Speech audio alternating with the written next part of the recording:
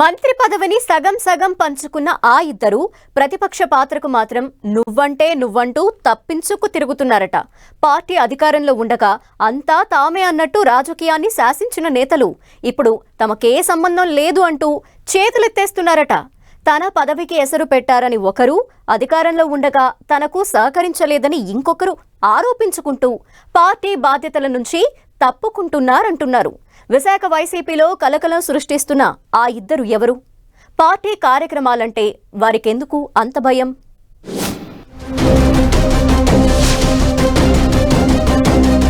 విశాఖ రాజకీయాలు వైసీపీకి సవాల్గా మారుతున్నాయి. ముఖ్యంగా మాజీ మంత్రులు గుడివాడ అమర్నాథ్, అవంతి శ్రీనివాస్ వ్యవహార శైలి పార్టీలో అంతర్గతంగా విస్తృత చర్చకు దారితీస్తోంది. పార్టీ అధికారంలో ఉండగా ఈ ఇద్దరు మంత్రి పదవిని సగం సగం పంచుకున్నారు. జగన్ తొలి కేబినెట్ విస్తరణలో అవంతికి ఛాన్స్ ఇస్తే 3 ఏళ్ల తరువాత చేపట్టిన విస్తరణలో గుడివాడ చోటు దక్కించుకున్నారు. అయితే ఇలా మంత్రి పదవి పంపకమే ఈ ఇద్దరి మధ్య గ్యాప్ తీసుకొచ్చిందంటున్నారు.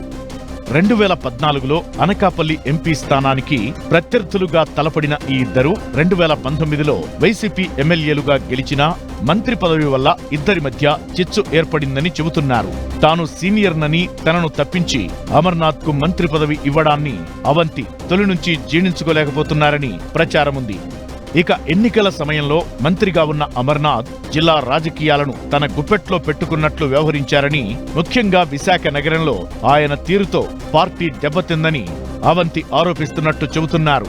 దీంతో ఓటమికి అమర్నాథ్ బాధ్యత వహించాలని ఆరోపిస్తుండడమే కాకుండా ప్రస్తుతం జరుగుతున్న ఎమ్మెల్సీ ఉప ఎన్నికకు ఆయనే బాధ్యత తీసుకోవాలని చెబుతున్నారంటున్నారు.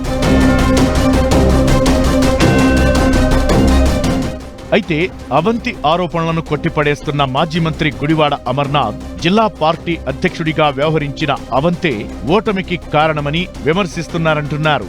3 ఏళ్లు మంత్రిగా పనిచేసిన అవంతి విశాఖ నగరంలో పార్టీ బలోపేతానికి చేసిందేమీ లేదని, విశాఖను పరిపాలన రాజధానిగా ప్రకటించినా ప్రజల మద్దతు కూడగట్టలేకపోయారని ఆరోపిస్తున్నారంటున్నారు. తాను మంత్రి అయ్యాకే విశాఖకు పరిశ్రమలు తీసుకువచ్చానని, అయితే అప్పటికే జరగాల్సిన నష్టం జరిగిపోవడం వల్ల తానేమీ చేయలేకపోయానని ఆరోపిస్తున్నారట. పైగా ఎన్నికల్లో ఓటమికి బాధ్యత వహించాల్సి వస్తుందనే ఆలోచనతో పార్టీ మారేందుకు ప్రయత్నిస్తున్నారని అవంతిపై ప్రత్యారోపణలు చేస్తున్నారు. గుడివాడ అమర్నాథ్ తాను తొలి నుంచి వైసీపీలో ఉన్నానని, మధ్యలో వచ్చిన వారిని నమ్మితే ఇలా మోసమే జరుగుతుందని తన అనుచరులతో చెబుతున్నట్లు ప్రచారం జరుగుతోంది. ఇలా జిల్లాలో ముఖ్యమైన ఇద్దరు నేతలు బాధ్యతల నుంచి తప్పించుకోవాలని చూడటం రాజకీయంగా వేడి పుట్టిస్తోంది. ప్రస్తుతం విశాఖ స్థానిక సంస్థల ఎమ్మెల్సీ స్థానానికి ఉప ఎన్నిక జరుగుతోంది. ఈ నెల 30న పోలింగ్ జరగనుండగా కీలక నేతలు తమ బాధ్యతల నుంచి తప్పించుకోవాలని చూడటం హాట్ టాపిక్ అవుతోంది. అంతేకాకుండా పార్టీకి కీలకమైన ఎన్నిక సమయంలో మాజీ మంత్రి గుడివాడ అమర్నాథ్ విదేశీ పర్యటనకు వెళ్లిపోవడంపై విస్తృత చర్చ జరుగుతోంది. ఎమ్మెల్సీ ఉప ఎన్నికల్లో మాజీ మంత్రి బొత్స వైసీపీ అభ్యర్థిగా పోటీ చేస్తున్నారు.